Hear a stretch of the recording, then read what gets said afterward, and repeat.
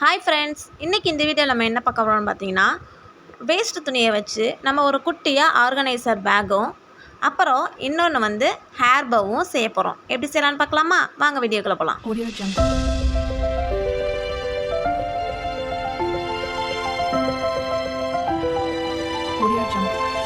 இன்றைக்கி நான் 30 சென்டிமீட்டர் அளவு 4 பக்கமே 30 சென்டிமீட்டர் அளவில் 2 கிளாத் வந்து ரேசின் சேரீயும் ஒரு கிளாத் வந்து கொஞ்சம் நீட்டாக அழகாக இருக்கிற பொன்னாடை துணி நான் வச்சுருந்தது பழசு தான். அந்த துணியை தான் நான் எடுத்திருக்கேன். இப்போ அந்த துணியை மூணையுமே ஒரே ஷேப்பில் 30 சென்டிமீட்டர் அளவுக்கு கட் பண்ணிக்கலாம். கர்ச்சீப் மாதிரி கட் பண்ணி எடுத்ததுக்கப்புறம் 4 பக்கமும் ஸ்ட்ரைட் லைனில் வந்து ஒரு தையல் விட்டுக்கோங்க. 1/2 இன்ச் அளவுக்கு நம்ம வந்து தையல் விட்டுக்கலாம்.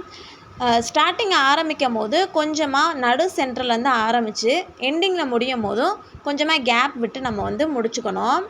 4 பக்கமும் ஷார்ப்பாக வர மாதிரி அந்த பா ஷேப்பில் வந்துட்டு கரெக்டாக ஈவனாக தையல் போட்டுக்கோங்க. இப்போ தையல் போட்டு முடித்ததுக்கப்புறம் இப்படி சைடில் அந்த 4 பக்கம் முனை இருக்கும் பார்த்திங்களா, அந்த முனையில் வந்துட்டு இந்த மாதிரி கொஞ்சமாக கட் பண்ணி விட்டுக்கலாம்.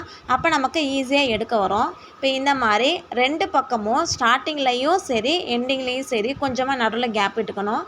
எதுக்காக அப்படின்னா நம்ம வந்து இந்த துணியை வந்து திருப்பிக்க போகிறோம். தையல் வந்து வெளியில் தெரியாமல் இருக்கிறதுக்காக நம்ம வந்து இதை திருப்பிக்க போகிறோம். இப்படி 2 துணியை ஒரு பக்கமும் இன்னொரு துணியை இன்னொரு பக்கமும் வச்சுட்டு நடுவில் நம்ம கையை விட்டு இப்படியே நம்பினோம் அப்படின்னாவே ஈஸியாகவே நமக்கு வந்து கிளாத் வந்து திரும்பி வந்துடும்.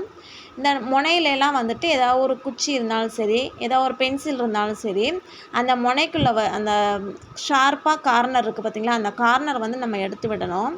அப்போ தான் பார்க்கவே அழகாக நீட்டாக சதுரமாக ஒரு ஷேப் வந்து நமக்கு கிடைக்கும். இப்போ நம்ம கேப் விட்டு வச்சுருக்கோம் பார்த்திங்களா, இந்த மாதிரியே நல்லா ஏதாவது குச்சி இருந்தாலும் சரி, இல்லை நம்ம கையிலையும் சரி நல்லாவே நம்பி விட்டுக்கலாம்.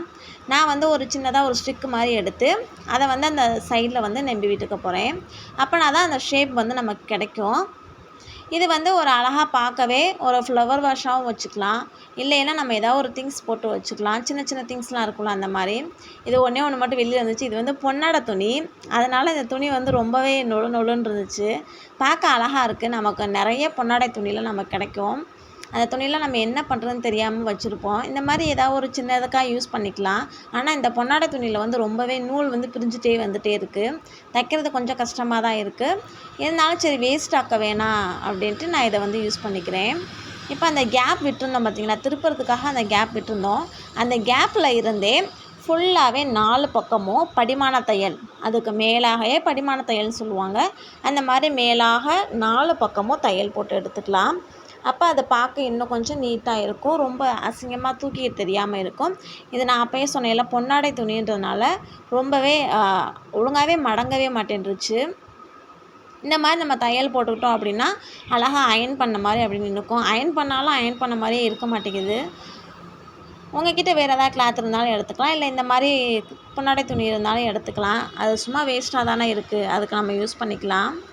வேஸ்ட்டு துணியெல்லாம் பேசிக்காக நம்ம வந்து வேஸ்ட்டாக இருக்கிற பொருளை வந்து நம்ம எப்படி சூப்பராக அழகாக நம்ம வீட்டுக்கு ஒரு டெக்கரேட்டிவ் பண்ணுற மாதிரி எந்த மாதிரிலாம் மாற்றலாம் அப்படின்றத என்னோடய வீடியோவில் நான் தொடர்ந்து வீடியோ போட்டுட்ருக்கேன். நீங்கள் மறக்காமல் என்னோடய வீடியோவை சப்ஸ்கிரைப் பண்ணி வச்சுக்கோங்க.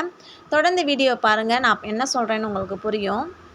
நம்ம வேஸ்ட்டாக தூக்கி போகிற பொருளை இந்த மாதிரி ஏதோ ஒன்று ஆர்கனைஸ் பண்ணி வச்சுக்கிட்டோம் அப்படின்னா கூட கடையில் போய் இதை வாங்கணும்னு அவசியம் இல்லை. நம்மளே ஆர்கனைஸ் பண்ணி வச்சுட்டோம்னா நமக்கு வந்து இந்த இடத்துல ஒரு கேப் இருக்குது, நம்ம போய் கடையில் வாங்கலாம் அப்படின்னு நமக்கு தோணாமல் இருக்கும். நம்ம அழகாக செஞ்சு வச்சுட்டோம் அப்படின்னா நம்ம யாராவது கெஸ்ட் வந்தால் கூட இது நீ செஞ்சியா அப்படின்னு கேட்கும்போது நமக்கே ஒரு பரவாயில்லையே, நம்மளை பாராட்டுறாங்க அப்படின்ற மாதிரி தோணும் இல்லையா. அதனால் நம்மக்கிட்ட இருக்கிறத வந்து செஞ்சு வச்சுக்கலாம். இப்போ 4 பக்கமும் தையல் போட்டதுக்கப்புறம் அதை எடுத்து இந்த மாதிரி மடிச்சுக்கோங்க. மடித்ததுக்கப்புறம் இந்த கார்னரில் மடித்தோன்னே அந்த மூலையில் அந்த கார்னர்லையும் சரி இன்னொரு கார்னர்லையும் சரி எதிர்பக்கமாக ஒரு 7 சென்டிமீட்டர் அளவுக்கு நீங்கள் மார்க் பண்ணாலும் பண்ணிக்கலாம். நான் வந்து மார்க் பண்ணல, சும்மா நம்ம இது வந்து ஆர்கனைஸ் பண்ணுறது தானே, எதுனா அளவு வச்சு என்ன பண்ண போகிறோம் அப்படின்ட்டு கரெக்டாக ஈவனாக வந்துட்டு முக்கோண ஷேப்பில் வர மாதிரி வந்து தையல் போட்டுக்கோங்க. எந்த இடத்துல நான் ஆரம்பிக்கிறேன்னு பார்த்துக்கோங்க, எந்த இடத்துல முடியணும்னு பார்த்துக்கோங்க.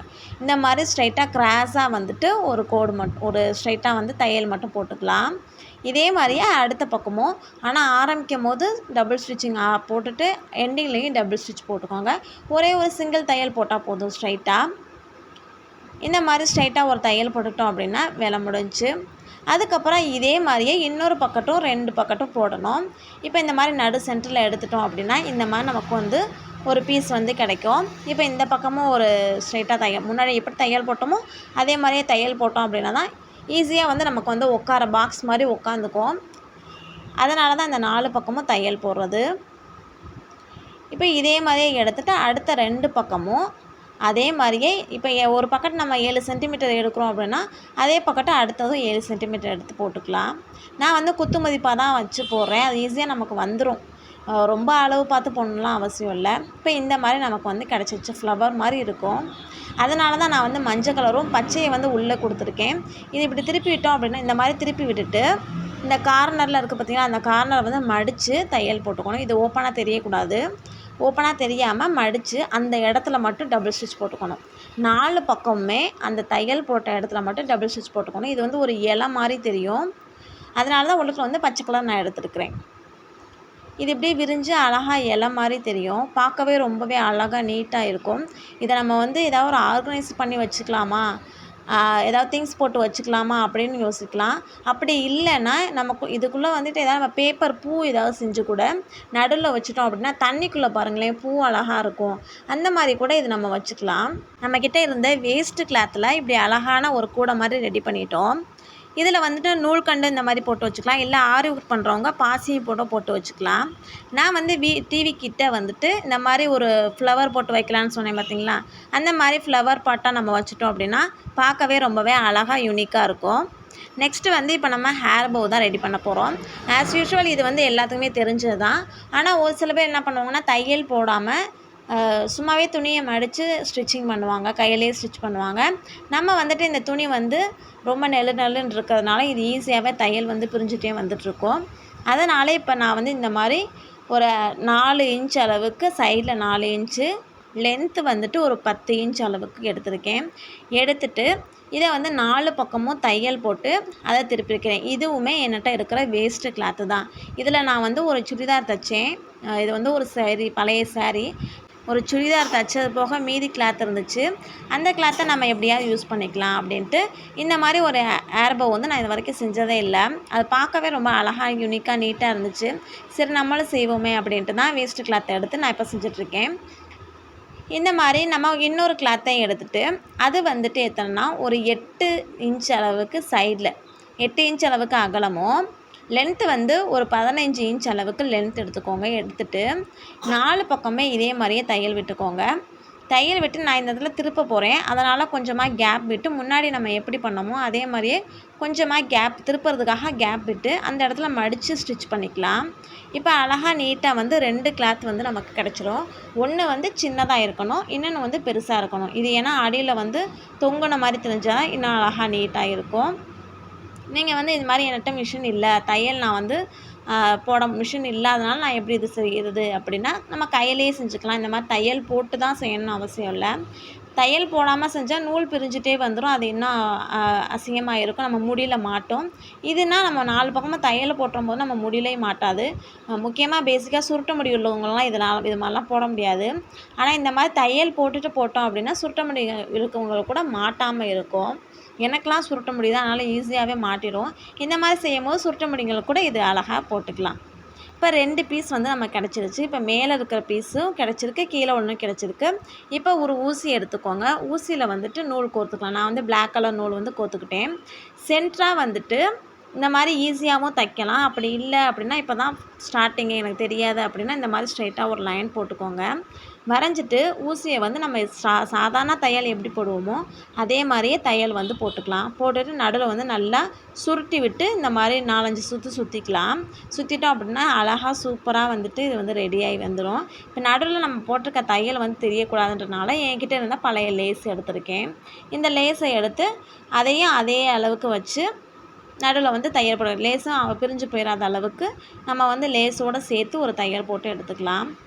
பார்க்கவே அழகாக லேஸ் வந்து இந்த கலர் கொடுக்கவும் பிளாக் கலருக்கும் இந்த லேஸுக்கும் சில்வர் கலர் லேஸுக்கும் அழகாகவே இருந்துச்சு. இப்போ இந்த மாதிரி லேஸ் போட்டதுக்கு அப்புறமா இப்போ அடியில் இந்த பீஸ் இருக்குது. இதே பீஸையுமே சென்டரில் ஒரு கோடு கிழிச்சிக்கோங்க. கிழிச்சதுக்கப்புறம் இப்போ நம்ம எப்படி ஊசியை வந்து மேலையும் கிளையும் விட்டு தைச்சோமோ அதே மாதிரியே இதே மேலையும் கிளையும் விட்டு தைச்சி எடுத்துக்கலாம். டைலர்ஸ்க்குலாம் தெரியும் நிறைய துணி வந்து வேஸ்ட்டாக தான் இருக்கும். அது தலவாணி உறையில் போடுவாங்க. இன்னுமே அழகழகாக சூப்பரான துணியெல்லாம் கிடைக்கும். அது என்ன பண்ணுறதுன்னு தெரியாது. இந்த மாதிரி நம்ம அழகாக ஒரு ஹேர் பவ் வந்து ரெடி பண்ணிக்கிட்டோம் அப்படின்னா நம்ம ஃப்ரெண்ட்ஸுக்கிட்ட சரி நம்ம ஃபேமிலிஸ்கிட்ட யாராவது பொண்ணுங்க வச்சுருந்தாங்க அப்படின்னாலும் அவங்களுக்கு கூட கொடுக்கலாம். இது என்ன ஒரு 5 நிமிஷம் வேலை தான். இது பார்க்கும் போது தான் கொஞ்சம் லென்த்தாக இருக்க மாதிரி இருக்கும். 5 செகண்டில் வந்து இந்த வேலையை முடிச்சிடலாம். இந்த மாதிரி இதையுமே ஃபஸ்ட்டு எப்படி பண்ணமோ அதே மாதிரியே அடியில் இருக்க இந்த துணியையுமே ஊசியை உள்ளே விட்டு சென்டராக வந்துட்டு இதே மாதிரியே தையல் போட்டுக்கோங்க. தையல் போட்டு இப்போ மேலே ரெடி பண்ண பார்த்திங்களா, அந்த லேஸோட வச்சோட சேர்த்து பின்பக்கமாக இருந்து நம்ம தையல் போட்டதே தெரியக்கூடாது. அந்த அளவுக்கு வந்துட்டு நம்ம ஊசியை வந்து உள்ளே விட்டு ஸ்டிச் பண்ணி எடுத்துக்கலாம். இப்போ நம்ம தையல் போட்டிருக்கோமா என்ன கூட தெரியாது. அந்தளவுக்கு அழகாக நீட்டாகவே இருக்கும். இப்போ நல்லாவே அழுத்தி தையல் போட்டுக்கலாம். ஏன்னா 2 துணியும் நம்ம ஜாயின் பண்ணுறனால மிஷினில் ஜாயின் பண்ணால் அது டைட்டாக இருக்கும். நம்ம கையில் போடுறதுன்றனால ஈஸியாக உருவிட்டு வந்தாலும் வந்துடும். வராத அளவுக்கு நாட்டு போட்டுக்கலாம். இந்த மாதிரி என்கிட்ட ஒரு பழைய கிளிப் இருந்துச்சு. அந்த பழைய கிளிப்பில் இருக்க மேலே உள்ள டிசைனை வந்து கல் வச்சு நான் குத்தி எடுத்துட்டேன். இப்போ மேலாக அழகாக உடஞ்சி வந்துச்சு. இப்போ இந்த கிளிப் மட்டும் எனக்கு கிடச்சிருச்சு. இந்த மாதிரி நிறையா கிளிப் நம்ம வேஸ்ட்டாக வச்சுருப்போம். அதை இந்த மாதிரி கூட யூஸ் பண்ணிக்கலாம். இப்போ இந்த கிளிப்பை எடுத்துகிட்டு இதில் வந்து க்ளூ போட்டு நான் ஒட்டிக்கிறேன். இந்த மாதிரி கிளிப்பு இல்லாட்டியும் கூட லப்பர் பேண்டையும் கூட அந்த சென்டர் இடத்துல ஒட்ட வச்சிட்டோம் அப்படின்னா அதுவுமே இன்னும் நல்லா நீட்டாகவே இருக்கும். இப்போ ஒட்டி இது நல்லா காஞ்சதுக்கப்புறம் நம்ம யூஸ் பண்ண ஆரம்பிக்கலாம். ஓகே ஃப்ரெண்ட்ஸ், இந்த வீடியோ உங்களுக்கு ரொம்பவே யூஸ்ஃபுல்லாக இருக்கும் நம்புகிறேன். நெக்ஸ்ட்டு வீடியோவில் உங்களை நான் சந்திக்கிறேன். மறக்காமல் என்னோடய சேனலை சப்ஸ்கிரைப் பண்ணுங்கள், லைக் பண்ணுங்கள், ஷேர் பண்ணுங்கள். Bye friends. ஏதோ சென்டிமெண்டா கேக்குறானே, போடா போகுதுண்ணே, ஒரு குத்து குத்துண்ணே அப்படியா?